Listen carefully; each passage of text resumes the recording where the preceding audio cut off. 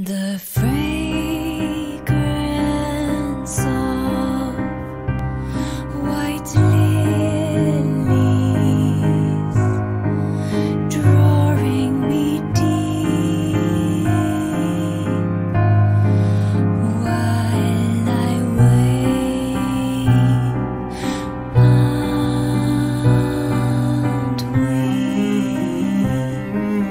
we won't accept that you're gone. No meaning in moving on. Let me rest here beyond this pain. Sweet refuge, may I remain locked in time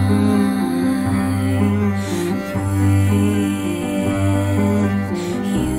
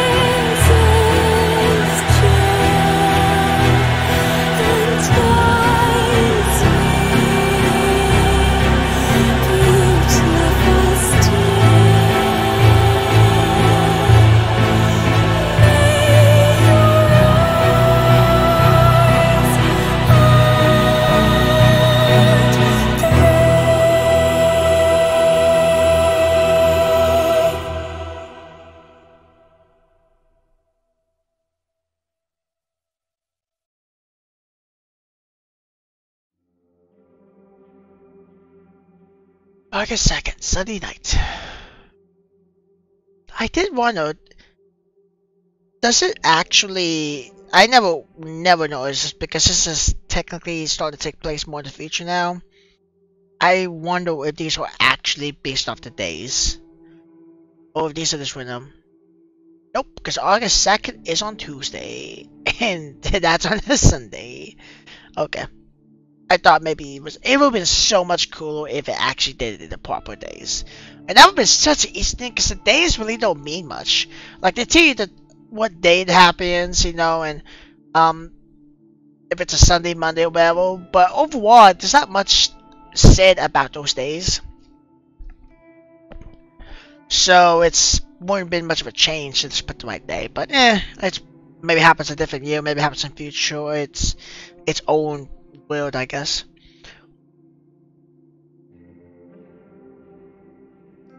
Lots of things I might be doing. Had to come in early today. They should inflict deceased patients from the hospital.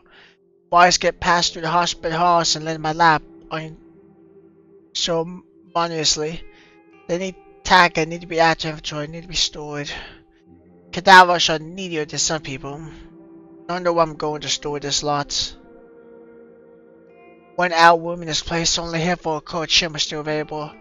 I can take the humid meal cells for that. This is the only morgue in the area, but it's one of the biggest. A lot of cadavers in up here. A lot of victims. Weeks ago, I used to smile every time one of the Coast victims into this hollow place. It was kind of poetic. No cold shade picked corpses from the morgue. Those corpses were delivered to victims. The victims died and they ended up here as fresh cadavers. Way to repeat the cycle. It was before the circle of death. Now it's rare for Coast victims to survive. More common are the victims of the human removal service, at least still that's my speculation. When multiple homicide victims survive in your doorstep every day, it's not hard to piece things together. Lacerations, severed limbs, rope marks, bludgeoned skulls, myriad mortal wounds inflicted on the flesh. I always suspect a Cusco's carpet was behind the sheer amount of deaths reached across Tokyo. Seeing the fruits of the copycat's labor firsthand has convinced me that we're not dealing with simple suicides. And Junpei Matsumoto's words dealing with clearly my ills are healed. He carries out all the killers personally. It all adds up. Goku has truly made a match. But the human removal service continues to claim countless lives. Goku's success is rapidly declining. Matsunoko's chagrin, Goku has become so well known that the general public no longer fears her. Like a figure from folklore or a fictional character, everybody knows the name Koshko, but only the truly gullible believe she can kill people. I call it the Bloody Mary effect. If someone is predisposed to believe in a horrific entity, they will convince themselves that the same entity truly exists. In talking about Koshko, such a person will succumb to suicide and attempt to escape a potential more grisly fates. In reality, they simply play white to trap the Koshko late film. Those that treat Koshko as no more than entertaining piece of folklore like Bloody Mary are immune to the fear. Someone like this can receive a photo of their own corpse and shrug it off as more of a threat than a memory mill. It's ironic that the success of Norco sought for so long it's the very thing that has rendered Kushku's medicine effective. I wouldn't say all of this to Norco's face, she's real world the situation. As for the human removal service, no one seems to know about it. There's no mention of it anywhere on the internet. Anywhere I can access it anyway. Police investigating the string of homelessness haven't mentioned it. If the site relies on users to request stuff, I'm at a loss as to how people are learning about it. It truly seems to be some sort of shadow organization. Except for the fact that Junpei Matsumoto essentially walked right up to me and revealed himself. I don't know his motives for doing so, and I don't know how he found out I'm a rival Koshko's work. I really should take care of him.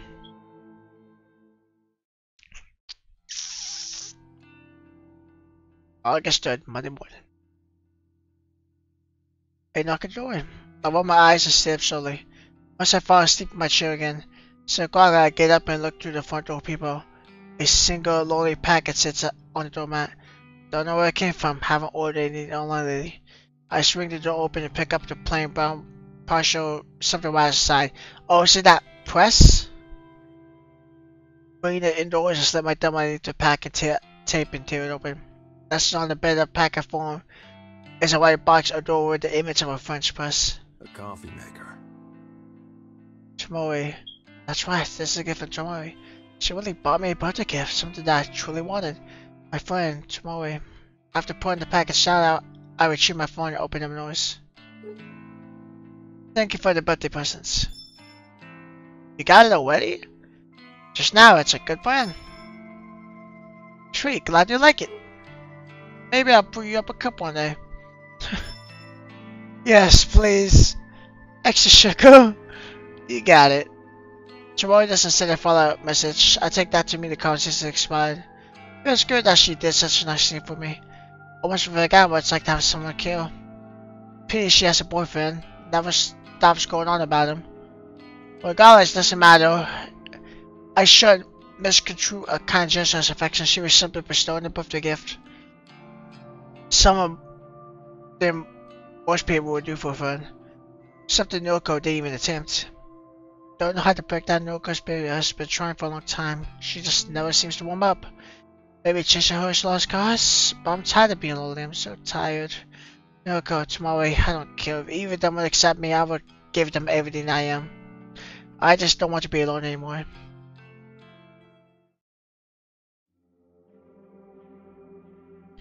Start of another long night, alone, like always. Cadavers could hardly be called company. They don't speak, don't laugh at my jokes. Not like living people laugh at my jokes anyway. Yeah. Hey, I think I mentioned this a day or two ago, but our reserves have pretty much dried up. Okay. So, she means her stash of corpse at the factory. She has to waive rewards. Anyway, 3 new requests came through today. I'm really excited. Maybe things will pick up again. Maybe. I'll send through photos of the Vics. Can you select some corpses that resemble them? Tomoe will come by with the van. Okay. Thanks. Are you okay? You're pretty quiet. More than usual, anyway. I'm fine. I see. Well, thanks. I'm sending the photos now. Message me when you're done. I'll send Tomoe over.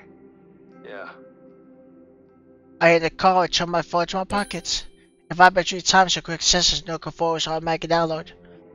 3 requests, not much, but enough to lift their spirits. I scanned the way of coach chambers lining the walls. This place is packed to the grills. Should be a problem to find some match for.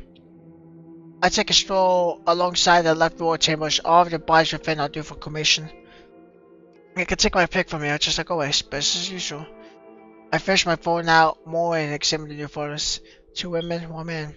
Middle age, young adults. Normal, everyday people. Kushko will wrap her fingers around their throats and try to kill them.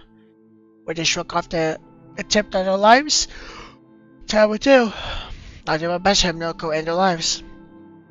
I wandered towards the computer at the end of the room and back in, log in on the inventory system.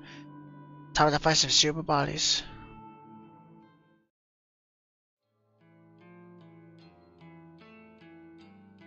August 4th, Tuesday. The corpses you picked out are good.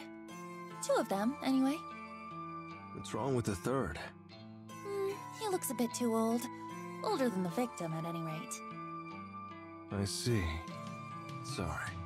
It's not a problem. I think it'll still be convincing. Are we delivering them today? No, I received even more requests overnight. I need you to go select more cadavers. Sheesh. Again? Sorry. Aren't you happy that we're busy again? Couldn't care less. I'm only doing this for you. It's the truth, even if she doesn't want to hear I it. heard that Tomoe got you a birthday gift. Way to change the subject. I'm sorry. I'm supposed to be your friend, and I was just so caught up within my own head that I couldn't be bothered with your birthday. It's fine. It's not fine. So, if you'll accept a late gift, is there anything you would like? A date. With you. Anything else? No. You're being awfully forward today. I thought we agreed to just be friends. What's gotten into you? Nothing. Forget it. I have to look away from her to prevent her from seeing the snow on my face. I'll go pick out some cadavers for you. I think that loneliness is starting to get to him. I really think, see with Noriko, she finally cracked, and I think Kojo's gonna crack to some extent. Later. Okay. Bye. I step away and mutter to myself. Stupid. I'm so stupid. Why am I acting so desperately around her all of a sudden? Yo. What kind of hello is that? Prick. Sauce. In a mood. Always the case with you, ain't it? Seems to be. She gets me. Listen, how about that cup of coffee you promised me? Huh? You know, come on, don't make me say it. You said you'd brew me some coffee with that French press thing. And, well, I could really use a cup, you know. Oh, yeah. I remember. Sauce. Noriko has sent me to the morgue. Why? She kill ya? No. It takes me a second to get that she's joking. Oh. I'm sorry, it's always much normally waves from fingernail. I'm gonna go ahead and guess that it ain't every day a pretty girl offers to have coffee with ya. So are we doing this or what? I can't find a reason for Tomoe's recent shift to attitude towards me. When we first started working together, she could hardly tolerate being in the same room with me. And now she wants me to brew coffee for her? Why? Does she want something from me? Is she in love with me? No, she's not. Definitely not. No one loves me. Even so, I don't want to be alone. How can I refuse your offer? Okay. I can put off the morgue until later. You finally came to your senses, huh? Well, come on then. Let's go to your place. I'll drive. My place. The last time I go visit my home, it was back when I lived in Noriko's apartment. Back when years ago. Like on my tongue shows a strike me from the painful memories. Let's go.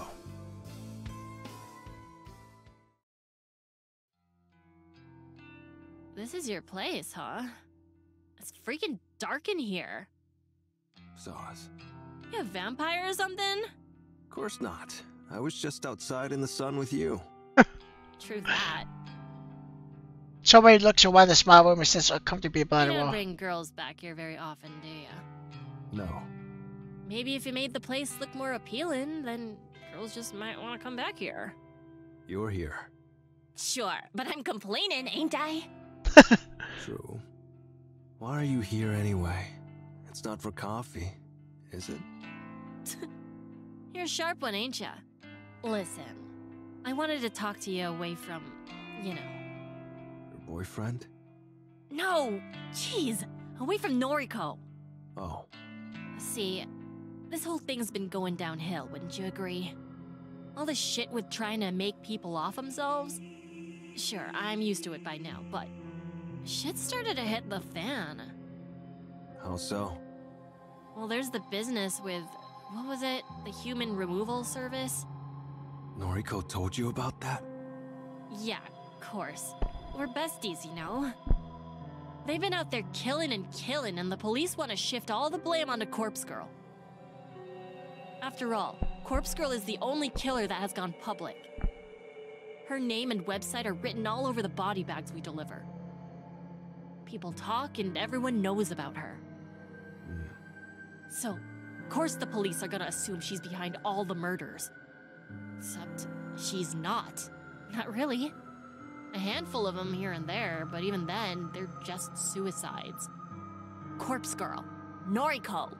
She ain't out there slashing necks and drowning people and setting houses on fire.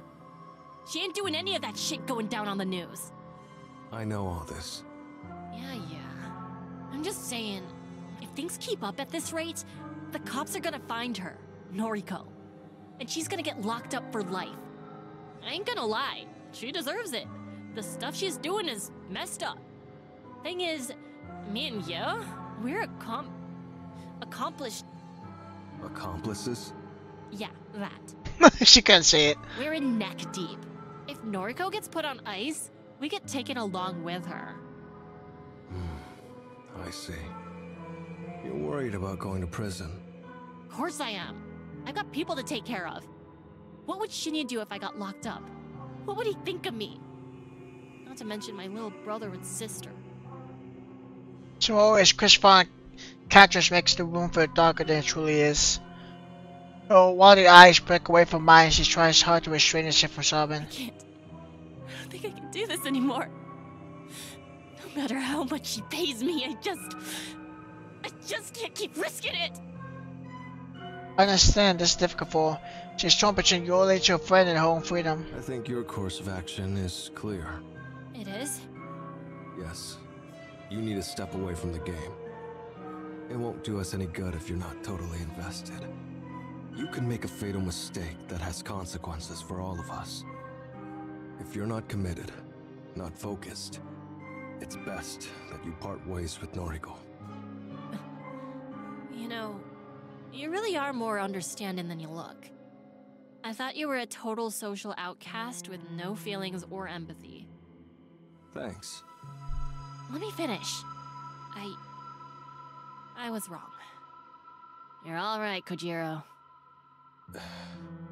I'll take your advice. I'll talk to Noriko and tell her I ain't cut out for this anymore. It's for the best. I guess we won't hang out anymore. Do we ever hang out? Well, our deliveries, our time at the factory. Dunno. Kind of grew to like it. Kojiro. Oh, shit. I forgot. There's something I still need to do for Noriko. What's that? She asked me to go to her apartment and pick up some clean clothes for her. I owe her that much at least. You wanna come with me? Her apartment? Noriko's apartments, my apartments. Not anymore. I haven't lived there for a while, but it always felt like mine. I wonder if there were any old memories to find between us walls. I'll come with you. Do I need to break any windows? No, of course not. Noriko gave me your keys. I see. You sound disappointed. I struck a little accusations line. You sound disappointed. That's funny. I didn't expect the flooded mundane recollections to dawn on my mind as soon as I started climbing the staircase. This place has such a hold over me. My past life, my life was years ago. It's so foggy but so familiar. I don't even feel like the same person I was back then. But of course I'm the same. I'm still me. And the stench ingrained in these walls. Every time I come in here, it smells worse and worse. What is it? Don't know. Oh? No, it's more sick than that. It's up to what? Yuck. Anyway, her place is up just a few more levels. I know. Oh, you've been here before? Mm. Huh. Smaller benches dots in the air continues to climb the stairs. When we reach the landing below Noka's floor, a young girl voice rings out. Hello? Daddy? It doesn't take long to identify the owner of the voice. The girl, no older than 7, is knocking repeatedly on the door of her apartment. She notices our arrival. Who are you? Kojiro. Hello there. My name is Tomoe. What's your name? Momo. Nice to meet you, Momo. Do you live here? Mm-hmm. The door is locked. I can't get inside. I see. Somehow the girl has locked herself outside her own apartment. Is your mommy or daddy home? I think Daddy is home, but he won't answer the door. Oh no, I got bad advice. I think he committed suicide. Let me try, okay? The young girl hastily nods, nervously evident on her features. She always slams her fist against the door, unafraid of putting her back of strength. Yo, anyone home up in here? Hello? Anyone there? After a few good 30 seconds upon the door, Tony puts her hands on her hips. Are you sure your dad is home right now? I think so. He was here right before I went outside to play. Tony grimaces and looks me dead in the I eyes. think something happened, do you? Don't know. I crouch down and rush my way on one knee so I can physically What's go. your dad's name? It's Kenji. Kenji, huh? And what was he doing before you went to play? Mama traces her fingers uncomfortably, her expression turns sharp as she tries to remember. He was watching TV. I see. Thank you. I sit back up, returning to Mori. She raises her eyebrow as if in disbelief of the polite persona I adopted to talk to a girl. If he's got the TV on, it might be too loud for him to hear us. Anyway, I'm sure he'll open the door soon. We should go up to Noriko's. You're unbelievable. I ain't leaving this girl here. What if something bad happened to her dad? Something happened to Dad? No, oh, honey, I didn't mean it like that. Kojiro, we need to get in there. Shimori's senses cut up as the apartment door suddenly opens. A familiar man, broad shoulders, and with a smoldering expression now inhabits the open doorway. Clear the doorway. He takes one look at Momo and then turns his neck to bark at somebody behind him. Daughter's right here. Oh no, he probably did. Bring her with us. Hurry it up. The snowman pushes past me and I stumble as I try to get out of his way. I don't like being pushed around, but the sight of half a dozen uniformed police officers shoving out of the park behind him encourages me not to retaliate. Daddy? Blacked and long behind one of the officers and handcuffed him in and this receiver closed. Momo! Oh, thank God. Oh, Sweetie. Daddy has to go to okay, the police so he's station been for a arrested bit. for some reason? I'm sorry, sweetie. I'm so sorry. Before he can squeeze out another word, the police officer sneaked him away from his daughter. He is accompanied downstairs and disappears from view within moments. Come back! Daddy! The final police officer checks the apartment bed down for a moment. He murmurs something to her, then grabs her shoulders and attempts to steer her towards the staircase. Go with me! Daddy! What the fuck is going on here? Small takes a step towards the officer, her fingers slowly clench her fist. Don't. I clench her fist in my own and force her to lower it. Don't get involved. It's a police matter. I think she understands my big movement as she stops struggling against me. Momo, The young girl is escorted downstairs and Tori stands defeated next to me. what the hell just happened?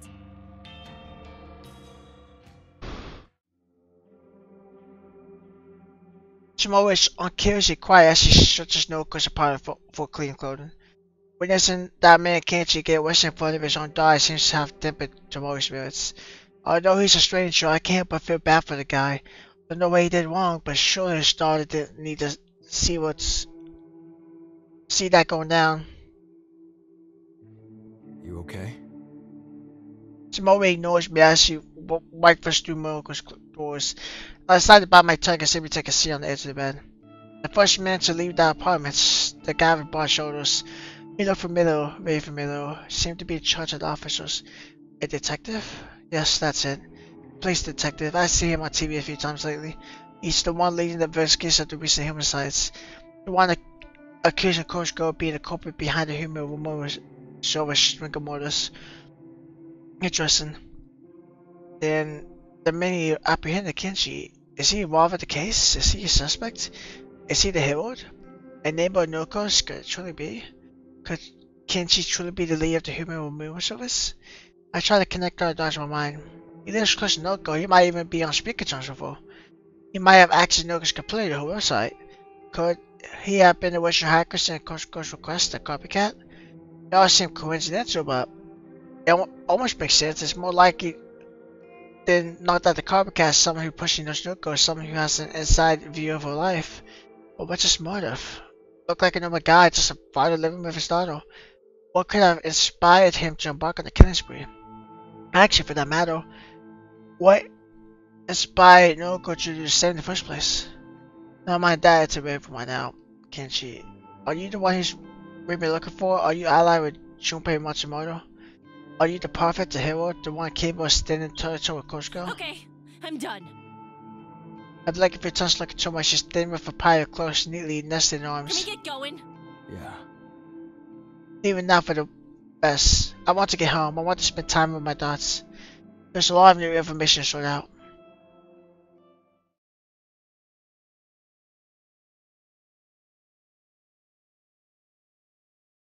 Okay. August 5th, Wednesday morning. Not a morning person, never have been. But whatever Noriko has forced me to get up up only more times than I can count. Doesn't matter, I'm getting used to it. Still can't prevent myself from yawning. Let's hear up that last night was a sleepless one. Couldn't convince my overreactive mind to take a break. Even distractions to help. Couldn't concentrate on reading and couldn't focus on tidy department. But it worked. The same question kept bouncing around the inside of my skull. When the sun came up, I decided to stop torturing myself and just confront Noriko. Perhaps she has some interest. Wake up. I lay know what your near lifeless body whispered sharply. Don't want to scare awake. Don't want her to ignore me either. Noriko, wake up. I whisper becomes more of a hiss than the girl before me begins to. She rubs her eyes, familiar sight thanks to all the times I've woken her up lately. Again, Kojiro? What time is it? Early. Listen, got some questions for you. Give me a break. She sighs, sits up, and reaches for him, hand back, lying next to her futon. After a woman through its conscious for his, I can see curses under her breath. No coffee. Here. I toss her a silver can of coffee I picked up from the vending machine on the way over. I know the drill by now, no Noriko will. The can slips in Noriko's slender fingers and comes to rest safely in her lap. Oh, thanks. She cracks open the tab and takes a long sip, effectively doing half the contents in one swig. This is nice. She doubtfully examines the front of the can, but one of her fingers along the Glad you embossed like it. logo. Now, questions. Fine. Go. Do you know a guy named Kenji? With a daughter, Momo? Noriko cocks her head to her side as if this was the last question she expected from me. Yeah. I know them. They're my neighbors. Kind of. They live on the floor below me. That's right. You on speaking terms? More or less. Her eyes start around for mine and she takes a moment to think. Almost sweet. A nice girl. Kenji... We used to talk, but then... Well, I think he's lost respect for me. Let's leave it at that. I see. This is weird. How do you know those two? surprised I came out to tell. Tomorrow probably will if I don't. Went to your apartment yesterday with Tomoe. You did? Had to collect clothes for you. Going upstairs, we saw Kenji get arrested by the police. Lots of cops. And the detective from TV. Detective? Wait, Kenji got arrested? Why? Don't know. They took him away in cuffs. Took Momo too. No, the detective. You're not talking about the one heading up the murder investigations, are you? It's him. Big guy. Fujikawa. Huh? Fujikawa? Yeah. Interesting. Didn't know his name before. Detective Fujikawa. That's like the type I want to cross. Yoko showed a slump. Poor Kenji. I wonder why he got arrested. I feel like a realization flashed across her face. For a split second, Yoko's defeated expression gives way to a hideous wicked smile, her eyes narrow and a shrill laugh piercing my eyes. Oh, that's fantastic! Don't know if she's lost the plot or if she figured something All out. those precautions I took, all that preparation, it finally paid off! Spill it. What are you talking about? Okay. Right. Listen carefully. When this all started, when Corpse Girl first told me to start killing, Corpse Girl was total. I thought she was Corpse Girl. That's what she always referred to herself as. I knew that running the website from my apartment was a risk. I knew accessing the database of the deceased could be tracked by anyone watching me. I took certain measures to protect myself. To protect Corpse Girl's work. What did you do? I pinned everything on Kenji Ogawa. I used his internet service, his Wi-Fi. I used his address for registering my website. I used his name for every service I signed up to. You're crazy. Everything I did created a trail of breadcrumbs that would point to Kenji in the event that the authorities ever came looking for Corpse Girl. Devious. Cunning. Yoko planned everything from the start with a great amount of forethought. More concerning is the fact that she wasn't afraid to throw her neighborhood to the wolves in order to save her own skin. Still, if I take Yoko at her word, this was Kenji Alice, the mastermind behind the human removal service. He couldn't be the hero that Juppie Matsumoto spoke of. He was just a scapegoat. Wrong place, wrong time. Clever. I'm impressed. Thank you. It finally paid off. The police will either treat Kenji as the culprit, or release him once they figure out he's not who they're looking for. Either way, they'll be back to square one. And I'm off the hook. Sure, if you say so. Hmm? That's all well and good, but I've been conducting a lot of work recently, since you stopped living in your apartment. What's your point? Been logging to Corpse Girl's website from here, from the factory. You've been accessing that database of the deceased, too. Don't you think if the authorities trace that, they'll just come looking for you here? I'm using my cell service to connect to the web. I'm not using a dedicated internet connection. And I'm running my connection through a proxy to mask my IP address. That can't be traced, right? I shake my head. I'm pretty sure it can be traced. Not my area expertise though. No, but I'd be cautious if I were you. The cops will figure out Kenji's not guilty soon enough. Just you wait. A normal guy like that, he won't be able to give them any of the information they're looking for. Wouldn't be surprised if he gets released before the weekend. So? Hitting a dead end like that will only enrage the police, especially that detective, Fujikawa. Don't you think they'll redouble their efforts after that? They'll surely do whatever it takes to catch the true culprit. Yeah, sure, I hear you, but Corpse Girl really isn't the one they're looking for. The human removal service is behind most of the recent deaths. They don't know that. They only have eyes for Corpse Girl. You made her famous. Made her known in every household across Tokyo. She's as much at fault as the human removal service. And you know it. If they catch you, let's just say you won't be let off the hook so easily. Yoko folds her arms across her chest angrily. Not my fault she doesn't want to hear the truth. This whole conversation has given me a headache. All my assumptions on the identity of the hero led me to a brick wall. But I did glean one interesting piece of information from Milker's Wood. The very sight looks within my mind verbatim. Of course, Go first told me to start killing. I bought my chin at the There we go. You good here? Milker drains the rest of her coffee and tosses the can aside. I'm fine. Right. Later then. Milker doesn't speak another word. I leave in silence. Does she believe that she's doing this for